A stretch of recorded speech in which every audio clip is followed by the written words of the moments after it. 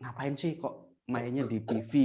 Ini loh masih jauh, ini loh mahal, eksklusif market, sangat niche banget, marketnya unreachable kan, banyak kan yang bilang seperti itu kan. Teman di Loren yakin beberapa puluh tahun ke depan water itu komoditi loh.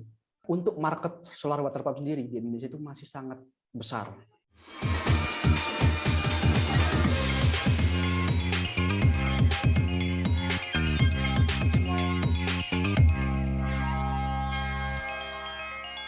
Halo teman-teman PV Basecamp, selamat datang kembali di PV Basecamp.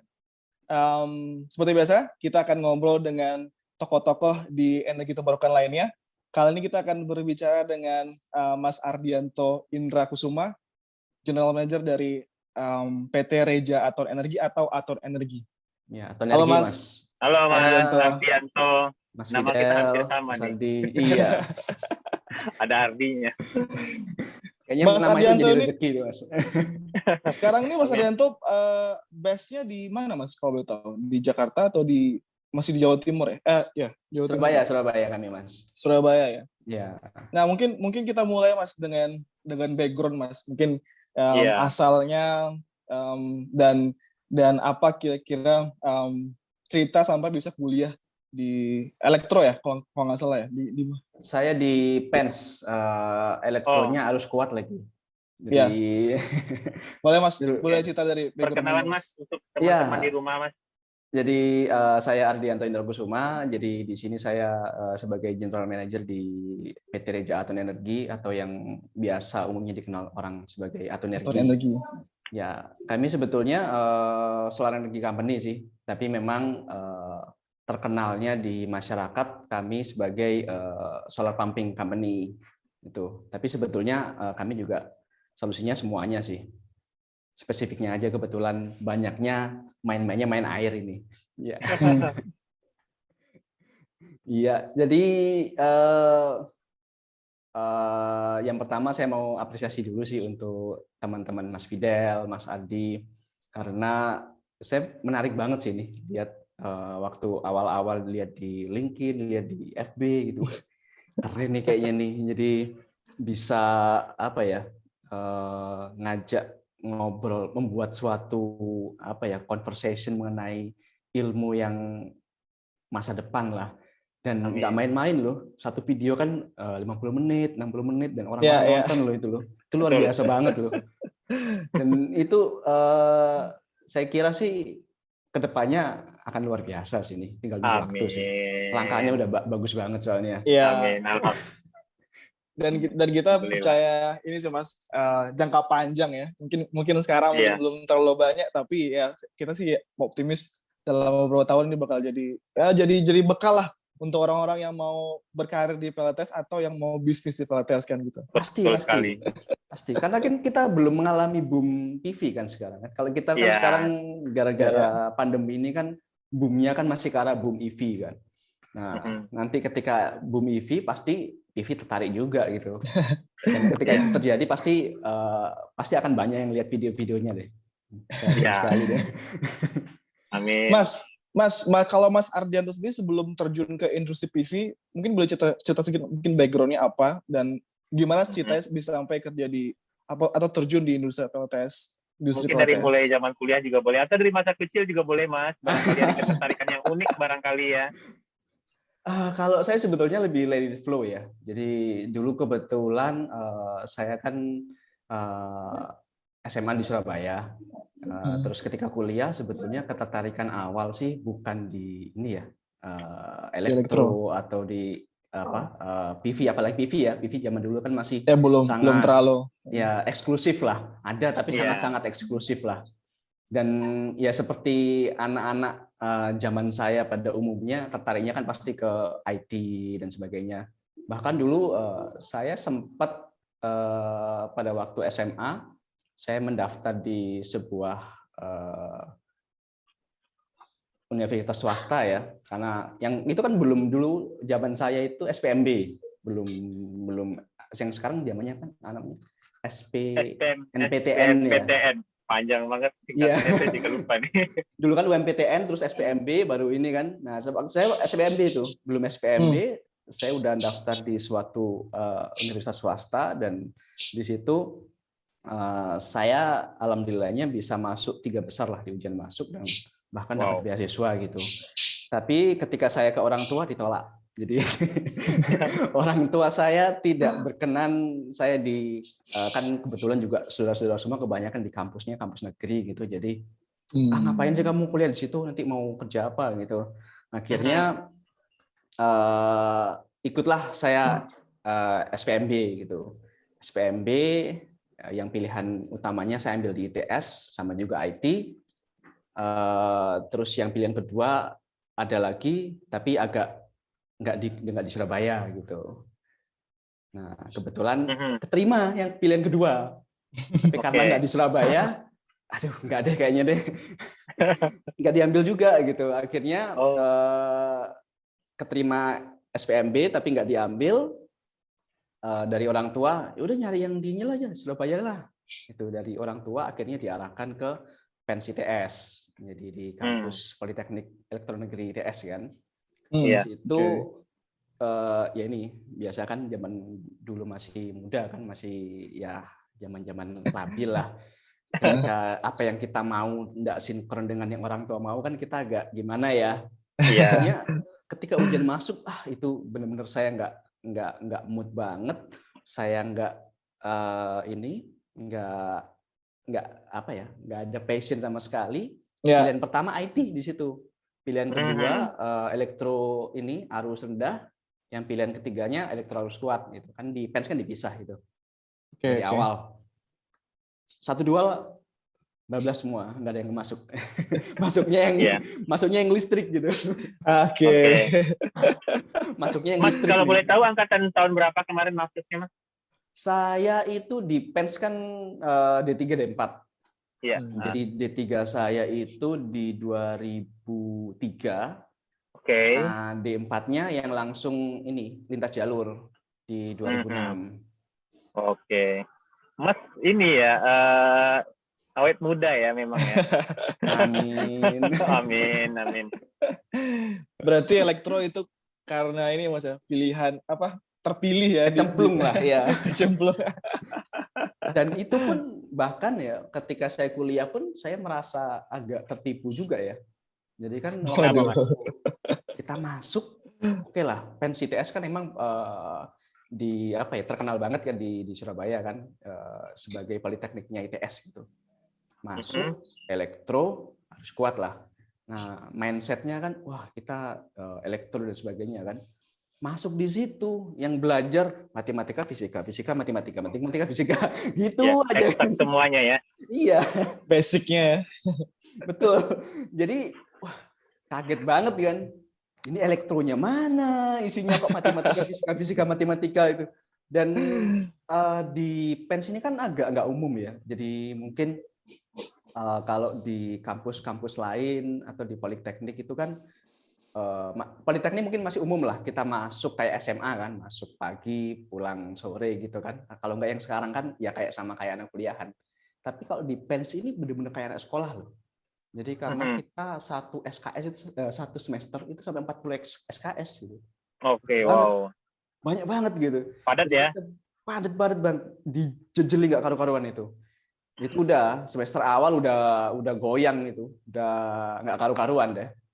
Udah moodnya masih belum ada, kena lagi matematika, fisika, matematika, gitu terus. Tapi memang luar biasanya kan karena memang kampusnya kan udah punya histori ya. Bahkan dengan jujur yang saya pun tidak punya minat di situ pun akhirnya kebawa gitu. Ilmu yang ya Mas ya. Ya dipaksa masuk setiap hari pun akhirnya mau nggak mau kita makan. Pasti. Gitu.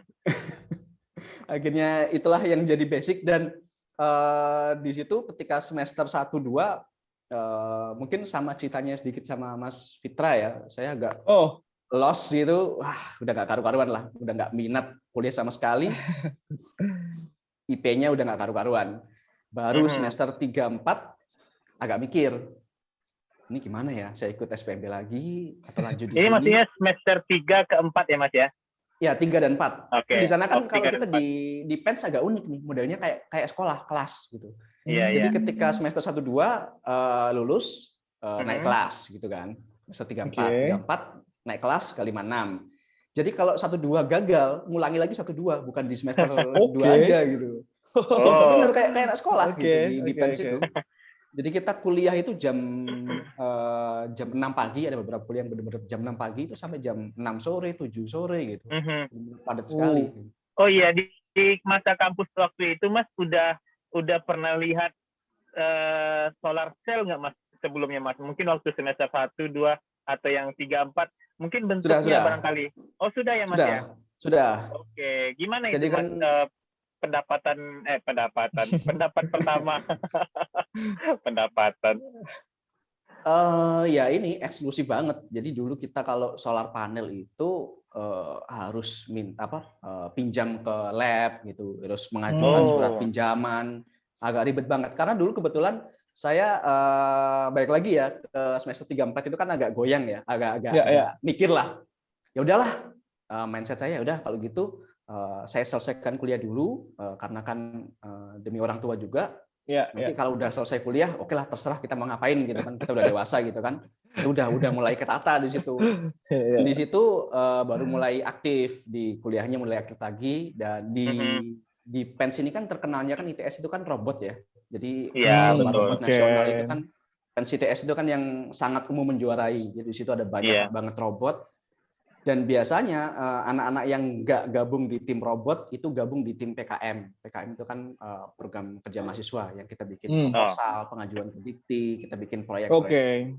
Oke. Dan itu seperti kayak himpunan gitu ya, himpunan mahasiswa ya? Enggak, kita langsung dari jurusan diakomodasi untuk langsung ke dikti.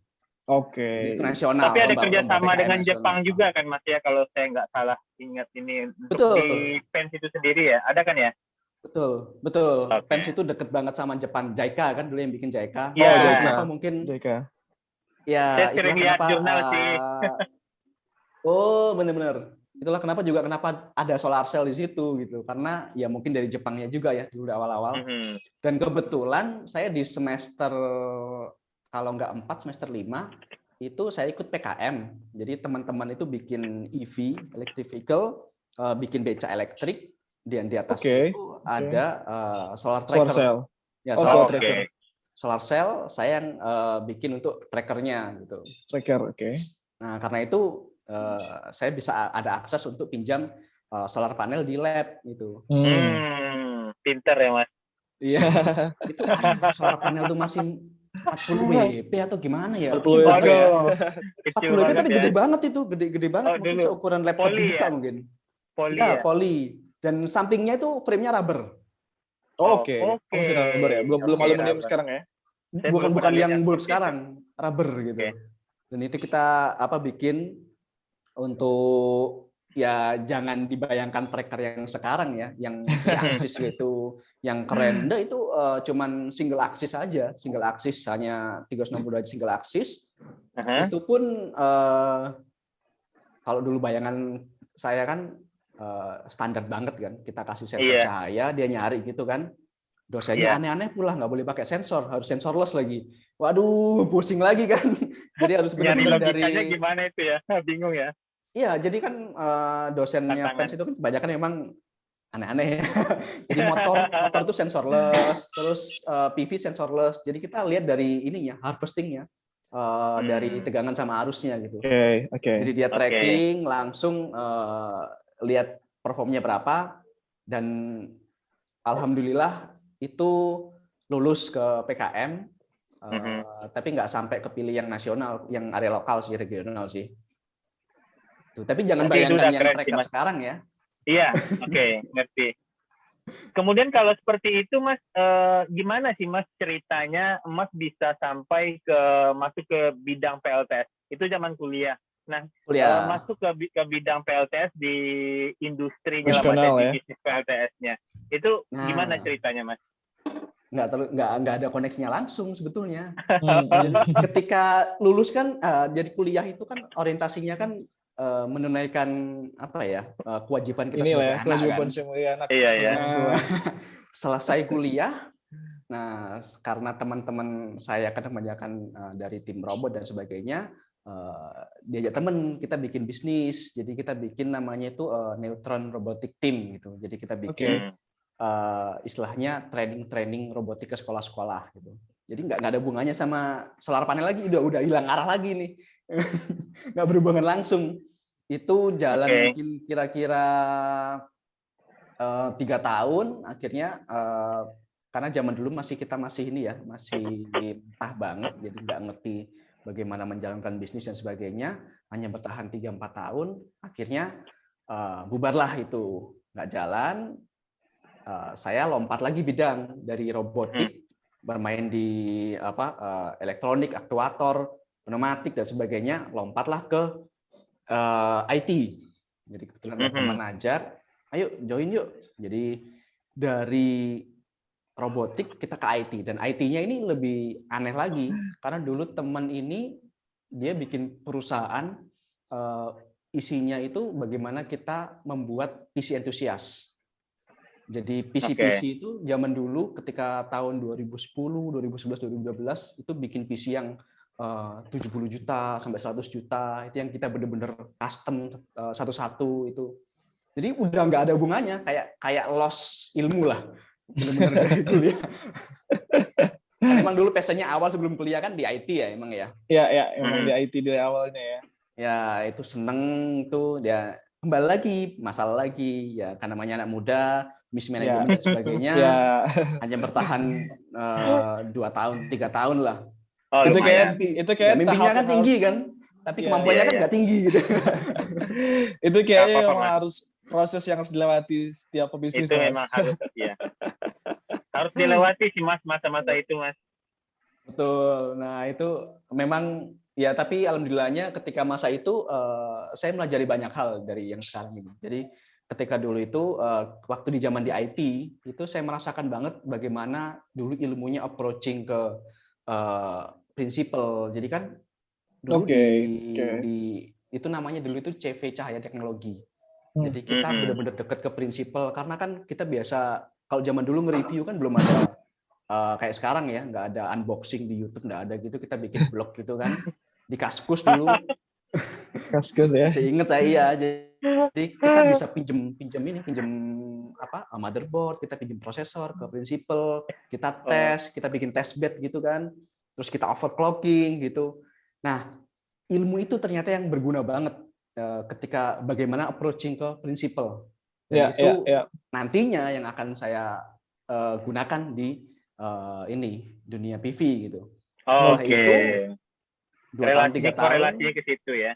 Betul. Jadi di masing-masing bidang itu ada yang bisa saya ambil lah. Dulu waktu di robotik itu bagaimana kerjasama timnya, terus di IT-nya itu bagaimana approaching ke prinsipal. Nah akhirnya setelah fail nggak jalan, ada lagi temen ngajak join. Nah itu mungkin ini kebetulan juga perusahaannya masih ada, bidangnya di energi terbarukan. Oke. Ini baru pintu-pintu awal ya Mas ya, baru masuk untuk PV. Betul. Ini langsung ke solar pump nggak Mas? Langsung? Belum. Jadi di 2013 itu waktu join, nah teman itu saya join ke perusahaannya teman ya. Jadi saya nggak ikut ada andil di situ. Nah teman ini tanya ini gimana ya? Karena kebetulan dia baru-baru aja pecah kongsi sama saudaranya gitu. Dan ini jalan, dia kan tanya kan, ini kayaknya diapain ya perusahaan ya? Kita jalan, kita mau jualan apa ya? Biasanya jualan apa aja? Di situ dia cerita dulu PV pakai Sharp, jadi awal-awal pakai Sharp kan. Sharp ya. Terus ya. Merek Jepang. Merek Jepang. Dulu itu masih 30.000 itu per WP itu. Wow. Terus selacas controller masih Schneider Suntrack. Dulu belum Schneider, masih Suntrack gitu. Suntrack, terus ada macam-macam lah.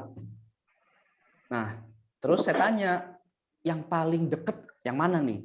Karena kalau kita mau terjun ke bisnis, kita harus ada satu produk yang benar-benar kita pegang gitu. Oke. Yang paling dekat ke prinsipal mana, yang kita bisa fight gitu, levelnya kita di prinsipal mana gitu. Nah, ini ilmunya yang IT kepake nih gitu. Oke. Ya, ini menarik, Mas. Nah, akhirnya di situ ketemulah, oh kita yang paling dekat ini di Lawrence gitu. Jadi kebetulan beliau ini juga main Lawrence. Oke gitu. Di Pompa situ surya. betul. Jadi di situ kita membuatlah rencana bagaimana approaching ke prinsipal supaya kalau dulu karena pertama kali itu kan orang hanya pikiran kan oke, kita ambil, kita import gitu aja kan. Mereka nggak pikiran bagaimana mereka leveling up untuk connection-nya ke prinsipal gitu. Padahal itu penting banget. Penting banget kan. Oke. Tapi ini Mas, ini satu ilmu gratis yang baru Mas katakan sebelumnya ini untuk teman-teman yang ada di rumah, barangkali ini bisa jadi tips mau di bidang on grid, off grid ataupun solar pump, kedekatan potensi yang paling dekat, potensial untuk ke prinsipal itu pada sistem mana, itu mungkin dicoba prioritasin karena itu kan ini Mas, jatuhnya ada orang dalam lah jatuhnya ya Mas, kalau ya simpelnya gitu. Terus gini Mas, berarti solar pump ini sebenarnya memang dari cara Mas yang Mas gunain sebelumnya itu karena ada prinsipal yang bisa Mas dekati, kemudian menjadi hal yang besar sampai sekarang karena udah berapa sistem, saya yakin Aton Energi udah banyak sistem solar pump ya Mas yang udah dibangun. Kira-kira gimana Mas dari solar pump ini setelah Mas jalani, ini potensi aplikasi gimana Mas secara teknisnya itu, apakah ini sebuah sistem yang kedepannya akan berkembang dengan baik atau akan ada kemungkinan pengembangan barangkali dari Reja Aton ada ini. Betul. Mungkin gini Mas, ini Mas, mungkin bagi teman-teman yang belum tahu bagaimana apa itu pompa surya, cara kerjanya dan mungkin aplikasinya.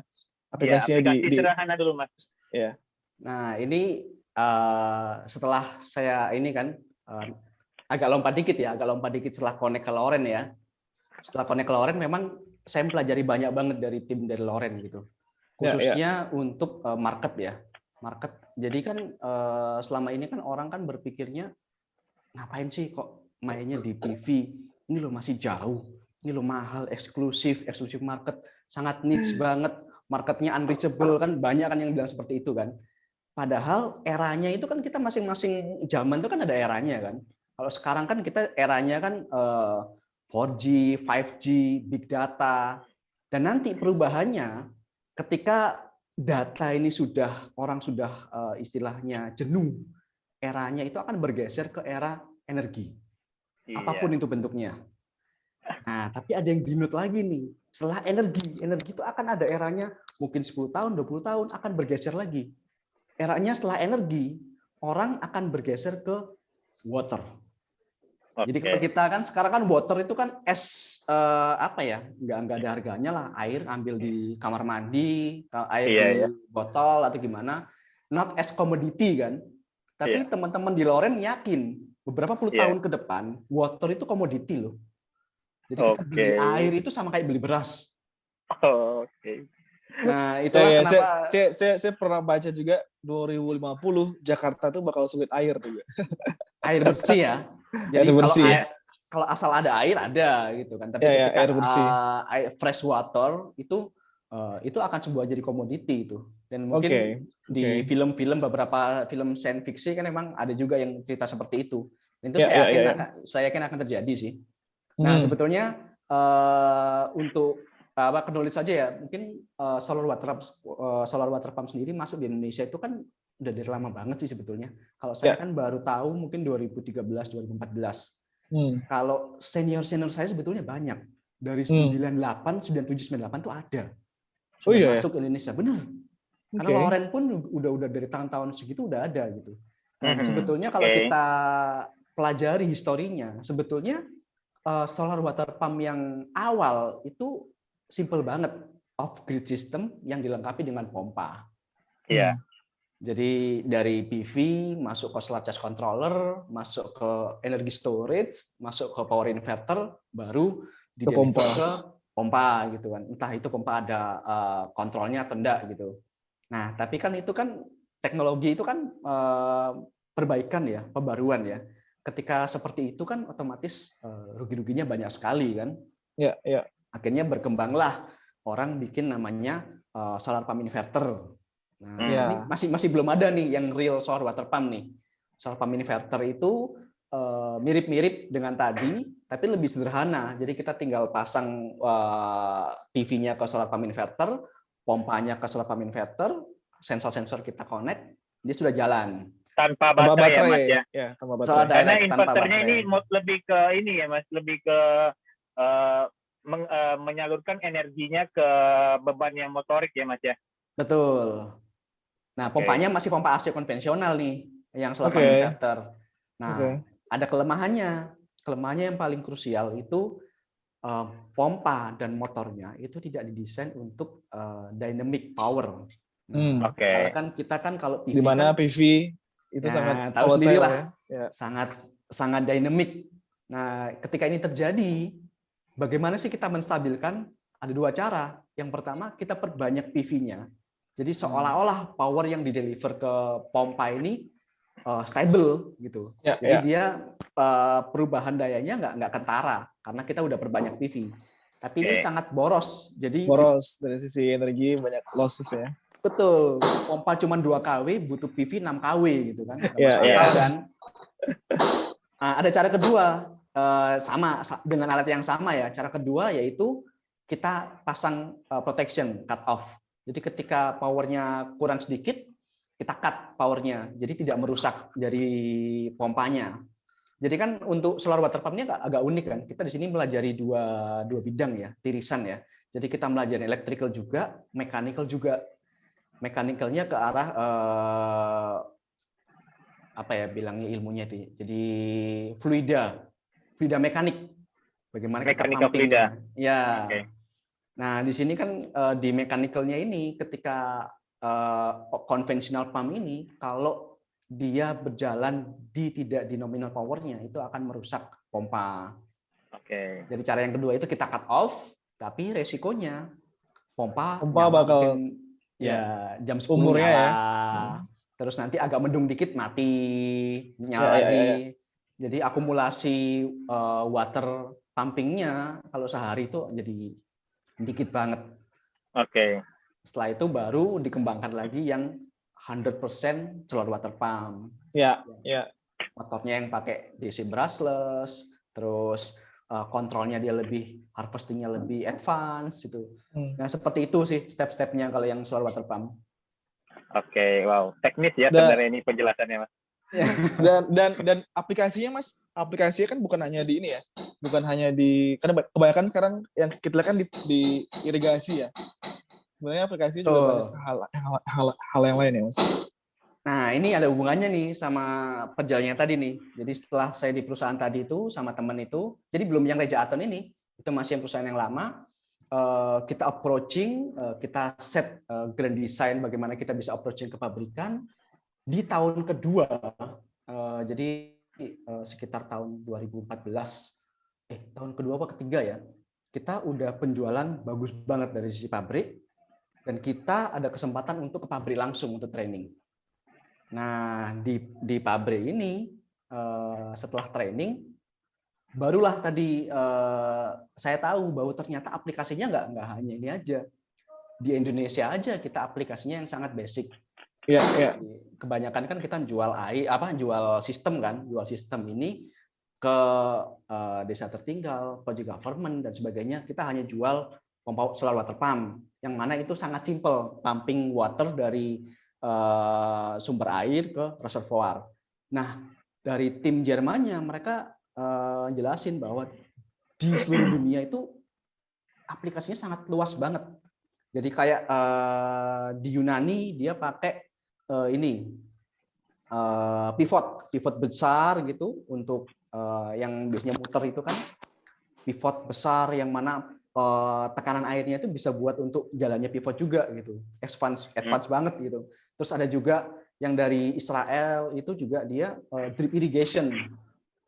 Jadi pompa itu hanya part of whole system, bukan sistem itu sendiri.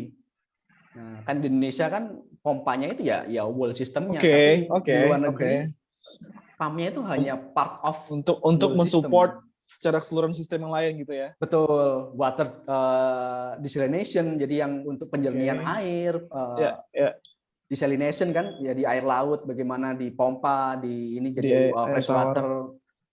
Itu ternyata banyak banget aplikasinya. Dan bahkan di 2014 itu Lawrence sudah mereka sudah menceritakan bahwa mereka sudah menjalankan, kalau sekarang ini kan banyak banget kan, kayak kemarin Blimade kan cerita bahwa di Indonesia sudah banyak banget rooftop atau PV project itu yang zero capex lah. Iya. Zero capex. Jadi orang kan istilahnya sewa PLTS gitu kan. Iya. Percaya apa enggak? Di 2014 WPA ya. Lawrence itu sudah ada sistem yang mana kita zero capex. Ya, jadi kita jual air ke user. Ya, saya tahu namanya itu water purchase agreement ya. Ya. Dan itu sudah ada. Dan itu lebih menarik sih kalau saya lihat sih Mas, karena kan kalau air itu benda yang nyata dan orang mungkin lebih gimana ya? Kalau kita pasang mungkin di satu komplek rumah kita, bisa jadi nanti BEP-nya lebih cepat ya, solar pump daripada ini ya. Jangan salah, kan kalau air solar pump itu BEP-nya lebih cepat. Lebih cepat. Karena yang kita hitung kan bukan wattnya lagi. Yang kita itu bukan kalori, tapi kubik airnya. Gitu. Menarik, sangat menarik. Itu hanya salah satu aplikasi. Bahkan yang kemarin waktu yang ini lain, Mas? Ada lagi yang potensi banget sih sebetulnya di Indonesia ya. Kan kemarin waktu kita ini ISR kan dijelasin salah satu potensinya itu kan di hydro pump storage. Pump storage ya. Nah, ya karena kan kita di Indonesia kan sudah ini ya diarahkan storage itu hanya baterai. Padahal sebetulnya storage banyak banget kan. Bisa water, bisa tekanan udara, bisa gravity. Nah, hydro pump storage ini kenapa kok solar water pump sangat penting? Karena yang dibutuhkan adalah efisiensi. Ketika solar water pump-nya dia pumping airnya ke atas itu bisa efisien, hydro pump storage-nya pasti akan sangat efisien. Oke. Itu sayangnya di Indonesia mungkin masih levelnya sangat eksklusif ya, project government yang close, tidak terlalu open gitu, karena memang belum common gitu. Tapi kedepannya pasti harapan saya sih akan lebih semarak ya. Jadi kita bisa lebih aplikatifnya lebih macam-macam lah di Indonesia untuk solar water pump ini. Ya. Wow. Saya kepikiran tadi karena kan saya kebetulan di sekolah di kuliah saya bahas Mas pompa surya, desain pompa surya untuk irigasi sawah kan. Dan di situ saya coba bandingkan ekonomis dan juga lingkungannya dengan diesel generator yang ada di sawah-sawah pada saat ini kan kebanyakan kayak diesel generator kan. Kalau kita bandingin ekonomis dan secara lingkungan itu lebih visible kan dibandingkan diesel.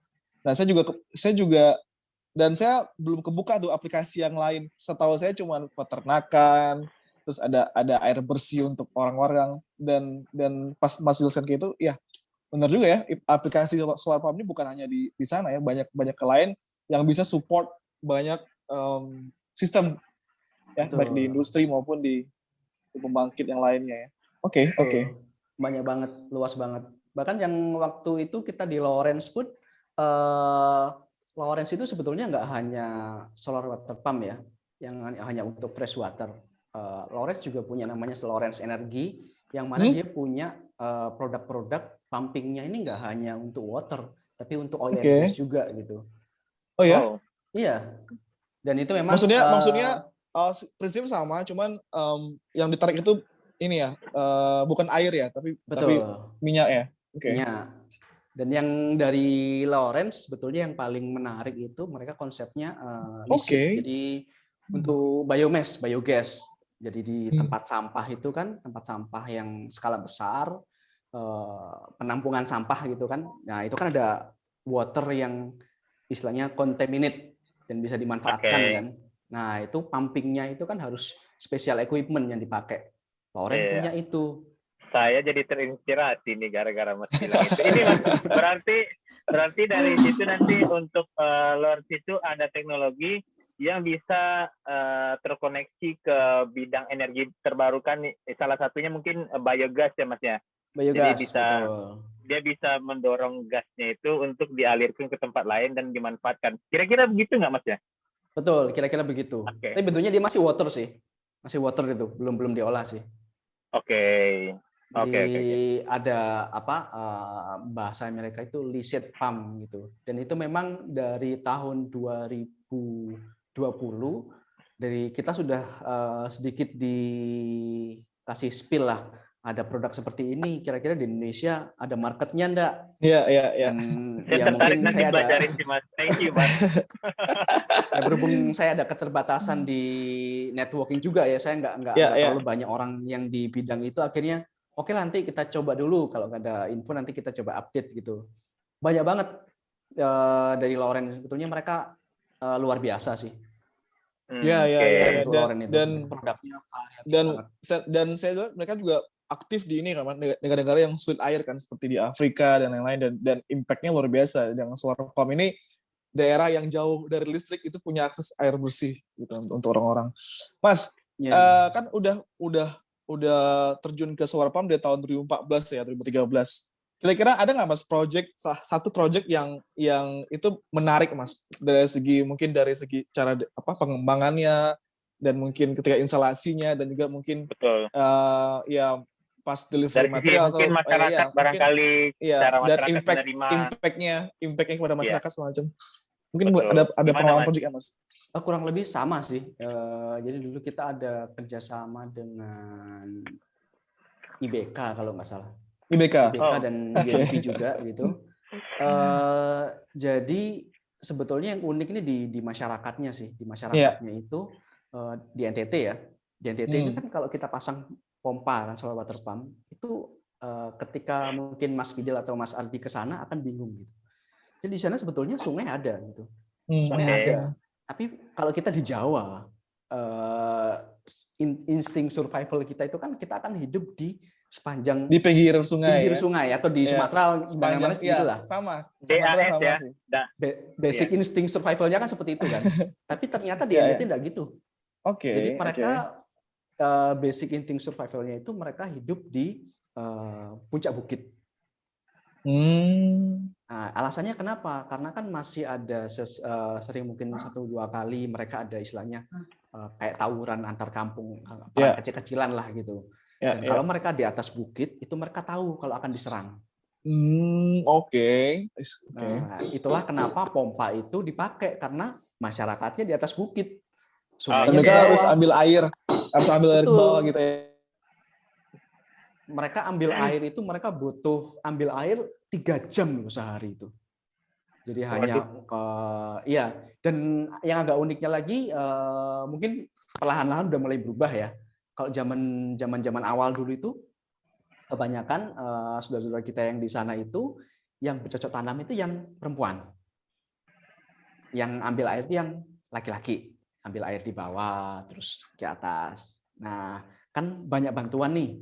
Banyak bantuan. Nah, yang aneh-aneh ini ada macam-macam. Kayak contoh dari dinas mungkin desa A dibantu, desa B belum dibantu kan. Mungkin kan ada prioritasnya, ada gilirannya kan.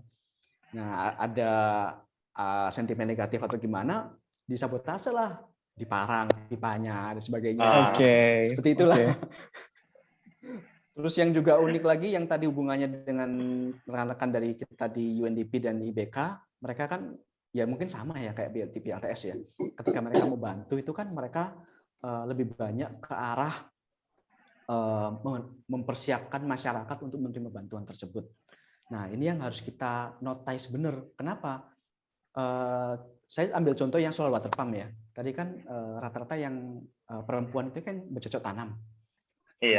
Yang laki-laki itu kan yang mengambil air. Nah, ketika terjadi pola-pola seperti ini, ya kayak gitu aja gitu, masyarakatnya nggak berkembang dan sebagainya. Harapannya ketika diberikan sistem solar water pump bisa lebih advance lah masyarakat di sana. gunakan waktumu untuk lebih berharga untuk yang lainnya gitu kan. Ya, ya. Nah, sayangnya yang terjadi sebaliknya. Ketika air tidak perlu lagi diambil di kaki bukit, waktunya kan longgar nih. Nah, ada yang malah judi, ada yang malah mabuk-mabukan. Nah, moral hazard yang terjadi. Nah, ini oleh karena itu rekan-rekan kita yang LSM ini kenapa biasanya mereka sosialisasi dan edukasi itu porsi yang lebih besar daripada sistem elektrikalnya itu sendiri.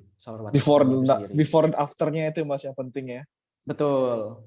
Karena ketika itu terjadi kan tanggung jawab juga kan. Kalau kemarin kan di Made cerita di Mamuju itu pulau itu kan Karampu atau apa itu kan. Ya, kalau dipasang listrik di situ nanti anak-anak jadi main PS gitu kan. Itu kan tanggung jawab. Kalau kita di sini mungkin rekan-rekan di LSM ya kita nggak terlalu banyak di situ ya. Kita kan memang di sistemnya aja.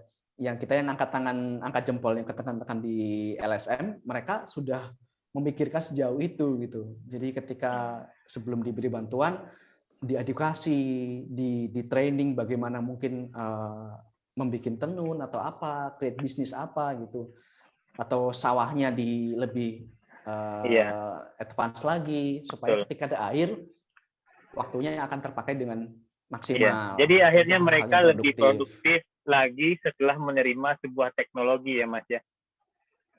Betul. Nah, itu yang agak unik sih di lokasi sih. Mas, ini saya pengen ini Mas. Dulu kebetulan memang saya juga dari ini Mas, satu program yang memang dikelola oleh IBK juga ya Mas, sekitar 1,5 tahun waktu itu saya di bawah IBK juga, program IBK. Kira-kira Mas, dari solar pump ini ke depannya itu gimana Mas? Apakah saya pengen bahas dari sisi ini, dari sisi irigasi sawah misalnya Mas, dan untuk penyaluran air bersih ke warga gitu. Beberapa problem-problem sekarang yang banyak terjadi itu air bersih mereka itu memang tidak ada Mas. Nah, gimana ini Mas untuk Mas bisa memberikan saran kepada teman-teman yang ada di rumah, gimana sih caranya supaya kita bisa mungkin tips-tips lah Mas untuk mencari air bersih itu seperti apa gitu, dan untuk perkembangan dari solar pump ini ke depannya gimana dari sisi irigasi Mas? Oke, mungkin yang pasti di ini kan, mungkin saya cerita ruang lingkupnya dulu ya. Kita kan untuk solar water pump ini kan ceritanya sudah ada airnya dulu nih. Nah, memang airnya penting nih. Nah, air ini penting. Tapi terlalu lebar ya pertanyaan saya. Nggak apa-apa sih Mas, nggak apa-apa. Karena ini juga akhirnya kita menemukan sesuatu Mas. Sebagai contoh di NTT kan kelihatan kering banget kan. Percaya apa enggak ketika kita rekan-rekan kita yang drilling di NTT melakukan pengeboran air tanah, air dalam, itu ada air loh di dalam perut bumi kita itu. Ada sungai bawah tanah atau ada apa. Karena memang kan kita kan sebagai manusia, apalagi kita di Muslim ya, kita kan diharapkan untuk lebih mengeksplor bumi kita ini karena ada hikmah di balik sesuatu. Di Gunung Kidul, aduh jelas banget daerah kekeringan. Tapi di bawah situ banyak banget sungai bawah tanah yang ada di situ. Nah, tapi mungkin melanjutkan tadi pertanyaannya Mas Ardi ya, bagaimana kalau saya membacanya sih bagaimana biar bisa lebih sustain gitu kalau meng-create something kan. Yang dulu saya pelajari itu saya dulu pernah berkolaborasi dengan AusAid. AusAid ini bagus banget. Mereka bikin sistem dari Amerika ya? Australia, oke. AusAid. Jadi mereka bikin sistem bagaimana mereka memberdayakan local company. Jadi mereka local company itu dibantu supaya mereka bisa establish sebagai local water company. Orang-orang istilahnya bayar di mereka. Jadi nggak hanya sekedar bantuan, teman-teman di AusAid ini mereka memodali pemain lokal untuk bikin local water company. Jadi biar bisa sustain. Dan sebetulnya itu kan mereka konsepnya yang bagus itu mereka memodali, mereka meminjamkan. Dan sebetulnya kalau tidak dikembalikan pun tidak ada masalah gitu. Tapi tetap bentuknya pinjaman. Kenapa? Supaya ada responsibility-nya. Ya. Dan itu uangnya pun nanti juga dikembalikan lagi sebetulnya. Mereka nggak butuh juga kan uangnya. Kalau bantuan gitu kan udah banyak dia. Tapi lebih ke arah bagaimana secara mental teman-teman di lokal ini biar bisa lebih open lah untuk bisnis gitu. Mereka bisa ada dana untuk memaintain untuk pipingnya, untuk distributionnya. Jadi kalau ada rekan-rekan di daerah mungkin pikiran ya, wah di sini daerah kekeringan nih, tapi ada sumber air di sana. Nah itu mungkin bisa ada pola-pola mereka mencari investor, mereka untuk bikin create small water company gitu, supaya untuk mendistribusikan ke daerah situ gitu. Karena dan ingat di luar negeri kan kita kan lihatnya di Amerika gitu kan mereka pakai Green Deer untuk traktornya dan sebagainya itu kan kita pikir mereka punya kan, enggak juga tuh, mereka sewa juga. Jadi kalau di Indonesia kan kalau ada small company bisa menyiapkan itu kan juga kenapa enggak gitu. Itu prospek banget nih.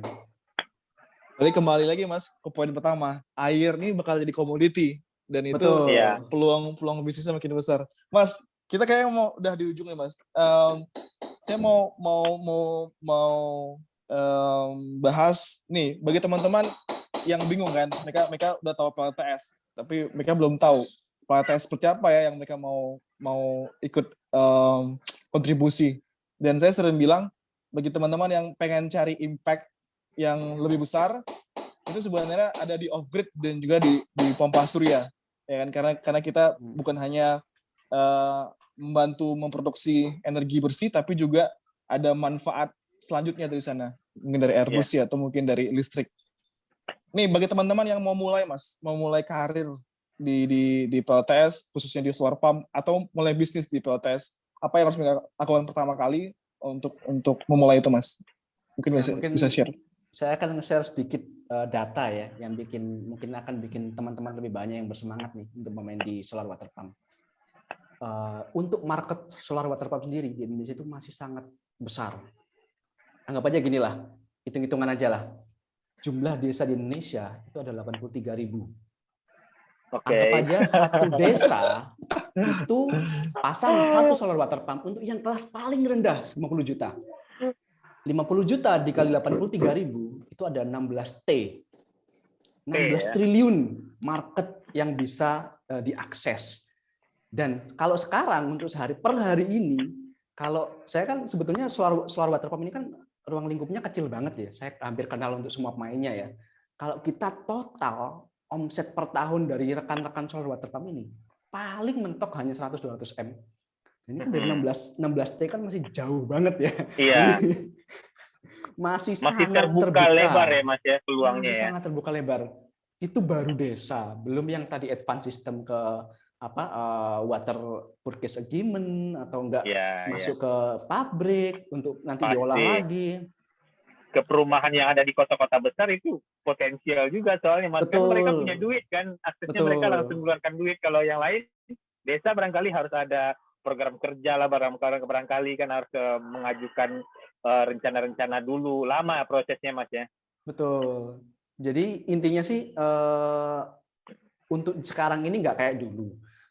Kita untuk di solar teknologi mungkin bagi sebagian orang masih menganggap sebagai yang eksklusif lah. Tapi perlahan-lahan sudah berubah menjadi suatu barang yang inklusif gitu kan. Aksesnya juga nggak sesusah dulu gitu.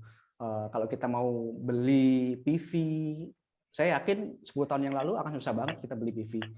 Dan lebih sulit lagi untuk beli solar water pump. Tapi kalau sekarang kayaknya udah nggak seperti dulu, udah jauh banget perbedaannya. Harganya udah berbeda jauh, akses untuk membelinya udah lebih gampang. Jadi tinggal kembali lagi ke personalnya sih, mau jalan apa enggak, potensinya udah besar gitu. Kalau kata Gojek, kalau kata Goto, mulai aja dulu pasti ada jalan gitu ya. Mas, gimana Mas kalau teman-teman mau cari tahu info tentang atur energi? Mungkin gimana caranya? Kita di website ada Instagram, Facebook, kita ini sih udah ada semua sih di situ. Aktif ya Mas ya. Ya, memang kan kita kan di sini anak muda-muda, jadi kita apalagi untuk energi terbarukan ya, porsi untuk edukasi dan sosialisasi kan harus mendapatkan perhatian lebih ya. Oleh karena itu kita genjot di situ. Dan bagi teman-teman yang mau tertarik ya kerja di PLTS ataupun mau belajar bisnis PLTS, mungkin bisa langsung belajar sama Aton Energi juga ya Mas, yang ada di Jawa Timur. Dan kebetulan kalau kami memang kami banyak sekali kerjasama ini untuk magang sih. Jadi kami untuk apa ya, kalau kita di dunia pendidikan, di dunia kerja ini kan sepertinya gapnya masih agak jauh ya. Salah satu yang mendekatkan ini kan program magang. Dan kebetulan kalau kami cukup dekat juga dengan ESDM. Jadi ESDM ada program namanya Gerilya gitu. Kami juga salah satu perusahaan yang mensupport program dari ESDM dan Kemendikbud. Setiap tahun mereka kirimkan tim ke perusahaan kami untuk magang, untuk kami training semuanya dari sisi teknikal, dari sisi marketing, dari sisi apa ya, semuanya lah. Dan juga ada beberapa kampus juga yang langsung nggak lewat TSDM, nggak lewat Kemendikbud, tapi langsung juga ada kerjasama dengan kami juga. Salah satu bakti kami lah ke negeri. Gitu. Oke, dan kayak sejalan ya Mas dengan rencana kami ke depan sih Mas. Mungkin nanti kita juga bisa kolaborasi sih Mas. Jadi kita juga berniat nanti mungkin kita ada course bagi teman-teman yang tertarik ya untuk di Suara PAM ataupun PLTS ya secara umum. Betul. Dan nanti kita coba fasilitasi dan mungkin nanti kita bahas Pak Surya juga di salah satu poinnya. Mudah-mudahan bisa mampir lah Mas ke Aton Energi Mas. Siap, harus Mas. Mas, saya mau ada pertanyaan Mas. Kira-kira ini mungkin biasa yang saya tanyakan pada beberapa pemateri. Untuk di dunia PLTS ini bakal menjanjikan nggak Mas untuk kehidupan pribadi misalnya Mas? Gimana masa depan Indonesia ya? Sebetulnya ini ya, klise ya. Kalau dulu kan orang jawab pertanyaan ini kan harus mikir. Kalau sekarang sih kayaknya nggak mikir. Jawabannya udah klise banget. Ya pasti ya. Apalagi gara-gara ini kan pandemi kan. Sebetulnya EV boom itu harusnya di 2030 loh. Tapi gara-gara pandemi bisa ditarik ke 2021-2022. Iya. Saya ngerasain sih. Nah, ketika EV boom, orang udah pakai EV, mau pakai apa lagi kalau nggak pakai PV? Aneh banget kan? Nah, itu jadi retorik banget ya jadinya, nggak usah dijawab ya. Iya siap. Oke. Saya udah bisa dapat jawabannya nih. Oke, siap. Mas, thank you banget ya Mas udah luangin waktunya di sore hari ini. Iya, terima kasih lah. Dan saya apresiasi informasinya, ilmu yang didapat, dan saya apresiasi juga Mas ternyata juga nonton video-video kita di Made dan Citra juga. Terima kasih banyak Mas. Wah pasti dong, harus kita sama-sama pejuang energi. Dan semoga ini bisa bermanfaat buat teman-teman pejuang energi, kita sebutnya pejuang energi. Amin. Dan ya jangan lupa untuk like video ini dan share bagi yang merasa video ini bermanfaat, dan ketemu lagi di bintang tamu selanjutnya. Terima kasih. Terima kasih Mas Ardianto. Terima kasih Mas Ardianto. Terima kasih.